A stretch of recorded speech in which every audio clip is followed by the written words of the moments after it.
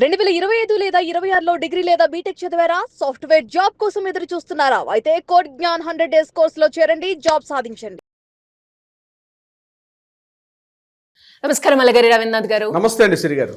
Sir, కోయంబత్తూర్లో జరిగిన సంఘటన ఏదైతే ఉందో, ఒక మైనర్ అమ్మాయి 10 సంవత్సరాలు చదువుతున్న అమ్మాయి మీద దారుణంగా అత్యాచారం చేయడం అండ్ అలాగే మర్డర్ చేయడం ఒకవైపు అయితే, ఈ సంఘటన గురించి ముగ్గురు ఐపీఎస్ ఆఫీసర్ చెప్పే ప్రాసెస్లో వాళ్ళు ప్రవర్తించిన విధానం ఇంకో రకంగా మారింది. ప్రజెంట్ అది సోషల్ మీడియాలో వైరల్గా కూడా మారింది అని చెప్పొచ్చు. అండ్ దీనికి స్పందిస్తూ సీఎం విజయ్ గారు కూడా దీన్ని స్పందించడం జరిగింది. ఆయన కూడా రియాక్ట్ అయ్యి ఈ సంఘటన గురించి మాట్లాడడం కూడా జరిగింది. అసలు సంఘటన ఏం జరిగింది, అసలు ఏమైంది సార్? కోయంబత్తూరు డిస్ట్రిక్ట్లో ఉన్నటువంటి సూలూరు తాలూకా కిందకు వస్తుంది. సూలూరు తాలూకా దగ్గర పల్లేపాలెం అండ్ కన్నేపాలెం అనేటువంటి 2 గ్రామాలు ఉన్నాయి. ఆ 2 గ్రామాల మధ్యలో భవానీపురం అంటే మరొక చిన్న ఒక హ్యామ్లెట్ ఉంది అక్కడ. అయితే గురువారం మధ్యాహ్నం 1:30-2 ఆ ప్రాంతంలో ఒక అమ్మాయి, ఒక బాలిక సుమారుగా 10 ఇయర్స్ ఉంటాయని చెప్పి పోలీసుల యొక్క అధికారిక లెక్కల ప్రకారం ఆ అమ్మాయి ఇంటి బయట ఆడుకుంటూ ఉంది. చిన్నపిల్లలతో కలిసి ఆడుకుంటుండగా సడన్గా ఆ అమ్మాయి అదృశ్యం అయిపోయింది, కనిపించకుండా పోయింది. కాసేపు తర్వాత తల్లిదండ్రులు లేచారు, విషయం ఏంటని ఆరా తీశారు. ఆరా తీసిన తర్వాత గాలింపు చర్యలు కూడా బంధువులతోటి, స్నేహితులతో కూడా చుట్టుపక్కల కూడా వెతకడం సుమారుగా 2-3 గంటలు వెతికే కార్యక్రమం కూడా చేశారు. అయినప్పటికీ కూడా బాలిక కనిపించలేదు. తర్వాత వీళ్ళందరూ కూడా కలిసి వెళ్ళి దగ్గరలో ఉన్న సూలూరు పోలీస్ స్టేషన్లో వెళ్ళి అక్కడ కంప్లైంట్ కూడా ఇవ్వడం కూడా జరిగింది. అక్కడ ఉన్నటువంటి సిఐ గారు కూడా రావడం, అక్కడ ఉన్న ఎస్పీ గారు పవన్ కుమార్ ఎస్పీ గారు ఆధ్వర్యంలో ఈ గాలింపు చర్యలు కాస్త ముమ్మరం చేశారు. ఈలోగా ఈ కన్నేపాలెం ట్యాంక్ అంట చెరువు ఉంది. ఆ చెరువులో అమ్మాయి యొక్క బాలిక మృతదేహం అన్నది అక్కడ తేలుతూ కనిపించింది. మిగిలిన అందరూ కలిసి ఆ అమ్మాయి యొక్క బాలికను తీసుకొని రావడం కూడా జరిగింది. ఆ మృతదేహం వచ్చేసరికి ఎలా ఉందంటే, ఆమెకు కుడివైపు ఉన్నటువంటి హ్యాండ్ కూడా పూర్తిగా విరిగిపోయి ఉంది, అలాగే ఎడమవైపు కాలు కూడా విరిగిపోయి ఉంది. ఆమె మీద ఒక సెక్సువల్ అసాల్ట్ అంటే ఆమె మీద ఒక లైంగిక దాడి జరిగినట్టుగా అక్కడ ప్రాథమిక సమాచారం మేరకు ఉన్నటువంటి గుర్తులు కనిపించాయి. అంటే ఎవరో ఆమె మీద అఘాయిత్యం చేశారు. చేసిన తర్వాత ఆమె ఎక్కడ ఎవరికైనా చెప్తుందని చెప్పి ఆమెను కొట్టి చంపి ఆ చెరువులో పడేసేశారు. ఇది జరిగిన సంఘటన గురువారం మధ్యాహ్నం జరిగినటువంటి సంఘటన. రాత్రి 8:45 ఆ ప్రాంతంలో ఇక్కడ ఎఫ్ఐఆర్ కూడా కట్టడం జరిగింది. ఎఫ్ఐఆర్ కూడా రైజ్ చేశారు దీనికి సంబంధించి. బంధువులందరూ కూడా కలిసి, ముఖ్యంగా దీని మీద ఎవరైతే ఈ యొక్క దారుణాన్ని కొడిగట్టారో ఇమీడియట్గా వాళ్ళని అరెస్ట్ చేయమని చెప్పి బంధువులు, స్నేహితులు కలిసి ఆ యొక్క ట్రిచి రోడ్డు టువర్డ్స్ సూలూరు తాలూకా నుంచి ట్రిచికి వెళ్ళే రోడ్డు మీద బైఠాయింపు చేసి చాలా నిరసనలు కూడా పెట్టారు. ఇదంతా ఒకవైపు ఈ యొక్క విషయం అవుతుండగా పోలీసులు కూడా ఇమీడియట్గా ఏం చేశారంటే, ఇద్దరు అక్యూజ్డ్ని సస్పెక్ట్ చేసి ఒక ఇద్దరిని కూడా పట్టుకోవడం జరిగింది. అందులో ఒకటి పేరు కార్తీ, మరొకటి పేరు ఆర్ మోహన్ అని. ఒకటి వయసు, ఈ కార్తీ వయసు 33 సంవత్సరాలుగా, మోహన్ వయసు కూడా ఇంటి పక్కనే ఉంటాడు, ఆయన ఏజ్ 30 ఇయర్స్గా చెప్పడం జరుగుతుంది. వీళ్ళిద్దరు కూడా ఈ అఘాయిత్యాన్ని కొడిగట్టారని చెప్పి పోలీసుల యొక్క ప్రాథమిక దర్యాప్తులో కూడా తెలిసింది. వాళ్ళిద్దరిని పట్టుకున్నారు, వాళ్ళిద్దరిని అరెస్ట్ కూడా చేశారు. ఆ రోజు నెక్స్ట్ డే మార్నింగ్ 7 o'clock ఆ టైంలో అరెస్ట్ చేయడం కూడా జరిగింది. వాళ్ళ మీద జ్యుడిషియల్ కస్టడీ తీసుకున్నారు, వాళ్ళ మీద విచారణ కూడా జరుగుతుంది. ఇది ఒక వైపు. మరొక సైడ్ ఏంటంటే, ఇక్కడ ఈ స్టోరీ ఇలా ఉంటుండగా అమ్మాయి యొక్క మృతదేహం జరిగిపోయింది. ఆమె చనిపోయిన తర్వాత హాస్పిటల్ తీసుకెళ్లి అక్కడ దగ్గరలో ఉన్న ఈఎస్ఐ హాస్పిటల్లో ఆమె యొక్క పోస్ట్ మార్టం చేశారు. పోస్ట్ మార్టం రిపోర్ట్ అయిన తర్వాత మరొక వివాదం ఎలా వచ్చిందంటే, తండ్రి యొక్క అంగీకార పత్రం సంతకం పెట్టేశారు, తండ్రి సైన్ చేసేసుకున్నారు, బంధువులు తీసుకెళ్లారు. ఆమె యొక్క దేహాన్ని కూడా మిగిలినటువంటి ఆ దహన సంస్కారాలు అవి ఉంటాయి, ఆ కార్యక్రమాలన్నీ కూడా ఆ కార్యక్రమాలు కూడా పూర్తి చేశారు.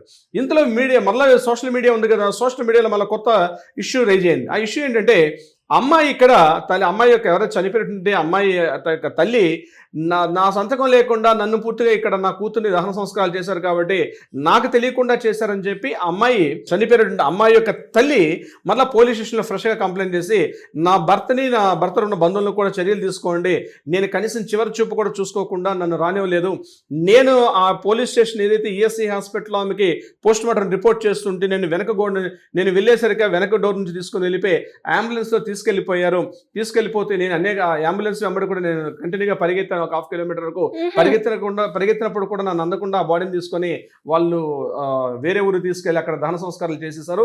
నేను వెళ్ళేసరికల్లా పూర్తిగా నా కూతురు యొక్క చివరి చూపు కూడా చూసుకోలేని చెప్పి ఆ అమ్మాయి మళ్ళీ పోలీస్ స్టేషన్లో కూడా కంప్లైంట్ చేయడం జరిగింది దీనికి సంబంధించి.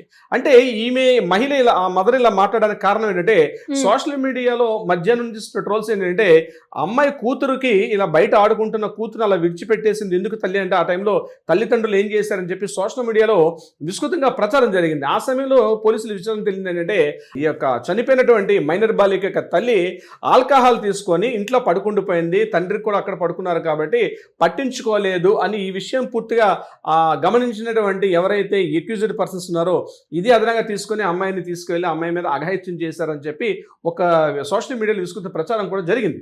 అయితే దీని మీద ఆవిడ విచారణ చేస్తూ నేను యాక్చువల్గా నా భర్త ఒక కూల్ డ్రింక్ సమ్మర్ అని చెప్పి కూల్ డ్రింక్ తీసుకొచ్చారు, అందులో ఆల్కహాల్ మిక్స్ అయ్యింది, ఆల్కహాల్ కలిపి ఉన్నట్టు ఉన్నా నాకు తెలియదు, ఇంటి పక్కన ఫ్రిడ్జ్ పక్కన నా భర్త ఒకవైపు నేను కూడా ఒకవైపు ఇద్దరం కలిసి చెరో వైపు పడుకుండిపోయాం, బహుశా ఎవరైతే ఈ ఎక్యూజ్డ్ పర్సన్స్ అని చెప్తున్నారు ఈ మారుమోహన్ అదేవిధంగా ఈ కార్తీ అనేటువంటి ఎవరైతే చెప్పాం వీళ్ళు కావాలని ఆ కూల్ డ్రింక్ లో అందులో లిక్కర్ కూడా అందులో కలిపి అందులో పెట్టారు, మాకు తెలియదు, మేము తాగి పడుకుండిపోయాం అని చెప్పి ఆవిడ మరలా ఒక వివరణ కూడా పోలీస్ స్టేషన్ ముందు ఇవ్వడం కూడా జరిగింది. సో ఇదంతా ఒక సినిమాటిక్ స్టోరీలో రకరకాల ట్విస్టులు ఉన్నాయి. సో దీని మీద ఏంటంటే ఆ ఐజీ గారు అంటే రమ్య భారతి గారు అంటే ఇదంతా కూడా ఎలా వస్తుందంటే వెస్ట్ జోన్ కిందకు వస్తుంది, కోయంబత్తూరు వెస్ట్ జోన్ కిందకు వస్తుంది. వెస్ట్ జోన్ లో రమ్య భారతి గారు ఇక్కడ ఐపీఎస్ ఆఫీసర్, అదే కాకుండా డిఐజీ అయినటువంటి సన్నిధానం, ఆయన కూడా సన్నిధానం అంటారు, సన్నిధానం ఆయన కూడా డిఐజీ, ఆయన ఒక IPS officer. At the same time SP అయినటువంటి ఎమ్మెల్యే మన పవన్ కుమార్, ఈ పవన్ కుమార్ ఈయన కూడా ఒక ఎస్పీ గారు అంటే సూపరింట్ ఆఫ్ పోలీస్, ఈ ముగ్గురు కూడా ఒక ప్రెస్ మీట్ పెట్టారు. ఈ ఇష్యూ యాక్చువల్గా ఈ మైనర్ బాలిక మీద దాడి ఈ రకమైన విచారణ ఒకవైపు అవుతుండగానే ఇక్కడ మీరు మాట్లాడిన స్టోరీ ఏమైందంటే ఇక్కడ ప్రెస్ మీడియాలో వాళ్ళు మాట్లాడుతున్నటువంటి హావభావాలు అంటే ముఖ్యంగా మీడియా మైక్స్ అన్ని కూడా ముందుంటుండగా ప్రెస్ మీడియాలో వాట్ జరిగిందని చెప్పి మీడియా ముందుకు వచ్చే క్రమంలో వీళ్ళ ముగ్గురు కూడా అంటే సన్నిధానము మధ్యలో ఈ యొక్క రమ్య భారతి గారు, ఇటువైపు చూస్తే పవన్ కుమార్ గారు, ముగ్గురు కూడా ఐపీఎస్ ఆఫీసర్లు ప్రెస్ లో వెళ్తున్నప్పుడు ఇంకా కెమెరాస్ ఆన్ చేయలేదు, ఇంకా షూట్ స్టార్ట్ చేయలేదని అనుకునే క్రమంలో అంటే మీడియా ముందు వచ్చేటప్పటికి అందరూ మీడియాస్ వచ్చిన తర్వాత కూర్చున్నాకే యాక్చువల్గా మీడియా ప్రజెంటేషన్స్ జరుగుతుంది. బట్ ఇక్కడ జరిగింది ఏంటంటే ఇంకా ఎవరు ఇంకా స్టార్ట్ చేయలేదు అనుకునే క్రమంలో వాళ్ళ మైక్స్ పెట్టుకొని వాళ్ళు ఇంటర్నల్గా వాళ్ళు జోక్స్ వేసుకొని మాట్లాడుకుంటారు. అంటే ఈ విషయం సోషల్ మీడియాలో విస్తృతంగా ప్రచారం ఏంటంటే పోలీసు వ్యవస్థ ఎలా పనిచేస్తున్నారు, ఒక ఐపీఎస్ ఆఫీసర్లు ఎంత విచక్షణారహితంగా ఎంత బాధ్యతాయుతంగా అంటే బాధ్యత లేకుండా అసలు ఎటువంటి రెస్పాన్సిబిలిటీ లేకుండా సోషల్ రెస్పాన్సిబిలిటీ లేకుండా ఆ పోస్టులకి వాళ్ళకి అర్హత కాదు అని చెప్పి కూడా ఎంటైర్ తమిళనాడులో ఉన్నటువంటి మొత్తం ప్రజలందరూ కూడా ఒకసారి సోషల్ మీడియాలో గట్టిగా మాట్లాడుకోవడం జరిగింది. సో ఈ జరిగిన సంఘటన గడిచిన 4 days 3 days నుంచి జరిగినప్పుడు కూడా దీని మీద విస్తృతమైన చర్చ ఎంటైర్ యావత్తు తమిళనాడు ఒక్కటే కాకుండా టోటల్గా ఉన్నటువంటి ఇండియా మొత్తం మీద కూడా విచారణ వచ్చింది. అంటే ఇంత బాధ్యత లేకుండా పోలీసులు ఉంటారు అంటే బాధితులు తమ బాధ కలిగిందని చెప్పి పోలీస్ స్టేషన్కి వెళ్ళేటప్పుడు అక్కడ పోలీసులు ఏ రకంగా రిసీవ్ చేసుకుంటారు అనడానికి అర్థం ఈ సోషల్ మీడియాలో ఉన్నటువంటి ఈ యొక్క క్లిప్పింగ్ చూసాకే ఆ వీడియో చూస్తుంటే అర్థం అవుతుంది ఎంత కేర్లెస్ అంటే ఒక బాధ్యత లేకుండా ఒక రెస్పాన్సిబిలిటీ లేకుండా అరే బాధితులు వచ్చారు వాళ్ళని ఫార్మాలిటీ చేద్దాం అంటే ఒక మీడియా ముందు కనీసం కెమెరాస్ ఆన్ అయ్యి ఉన్నాయని చెప్పి ఒక జ్ఞానం కూడా లేకుండా ఎంత లేకిగా ఎంత వెకిలిగా ఉన్నారంటే మనుషులన్నా మనుషుల యొక్క బాధలన్నా మనుషుల యొక్క వాళ్ళ ప్రాబ్లమ్స్ అంటే సమస్యలు అంటే వాళ్ళ దృష్టిలో అదొక వేస్ట్ అంటే అదొక చిన్న చూపు. అలాంటి వ్యక్తుల్ని ఆ పోస్టుల్లో ఒక బాధ్యత కలిగిన ఆ శాఖలో నియమించడం అత్యంత దురదృష్టకరం. ఆల్రెడీ విజయ్ గారు ముఖ్యంగా సీఎం జోసెఫ్ విజయ్ గారు స్పందించారు, దీని మీద స్పందించారు. బట్ స్పందించడం ఒకటే కాదు, ఇమ్మీడియట్గా ఆ ముగ్గురు ఐపీఎస్ ఆఫీసర్లు కూడా సస్పెండ్ చేయడం, సస్పెండ్ కూడా కాదు అసలు పోలీసు వ్యవస్థగా మచ్చబెట్టిన వాళ్ళు వీళ్ళని ఎంటైర్ ఆ పోలీస్ డిపార్ట్మెంట్ నుంచి సస్పెండ్ కాకుండా టోటల్గా టెర్మినేట్ చేసే విధంగా చట్టాలు రావాలి.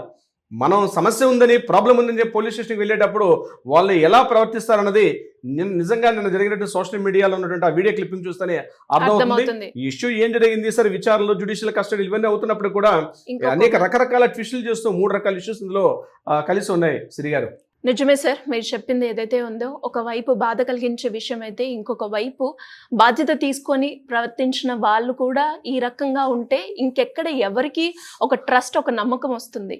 సో వీళ్ళు దీనికి ఖచ్చితంగా ఎలా అయితే సీఎం విజయ్ గారు స్పందించారు అండ్ వీళ్ళకి కఠినంగా శిక్ష పడాలని మనం కూడా కోరుకుందాం. అండ్ ఫర్దర్గా ఇలాంటి ఇన్సిడెంట్ మనం ఎక్కడ కూడా చూడకుండా ఉండాలని అనుకుందాం. Anyways thank you sir, thank you so much. Thank you so much Shri గారు.